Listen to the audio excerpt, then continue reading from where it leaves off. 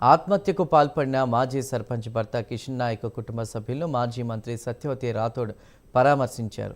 ఇంకెవరూ ఆత్మహత్య చేసుకోకముందే ప్రభుత్వం చేసిన పనులకు వెంటనే బిల్లులు చెల్లించాలని సత్యవతి రాథోడ్ ప్రభుత్వాన్ని డిమాండ్ చేశారు.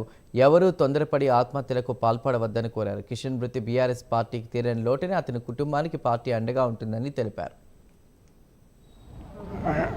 అందరూ కిషన్ నాయక్ గారు కానీ, రవి కానీ, సీను కానీ, నెహ్రూ, మేమందరం కూడా చిన్నపిల్లప్పటి నుంచి ఒక తమ్ముళ్ళలాగా, కొడుకుల్లాగా నాతోని కలిసి ప్రయాణం చేసిన వాళ్ళు.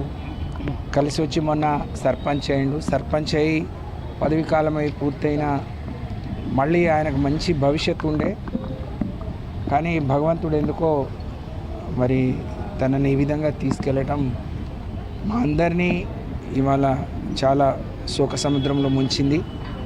ఊర్లో ఏ సమస్య ఉన్నా మేము సర్పంచ్లకు గెలిచినాం. ఊరును బాగు చేసుకోవాలి, తండా బాగు చేసుకోవాలి, మాకు మంచి పేరు వస్తుంది.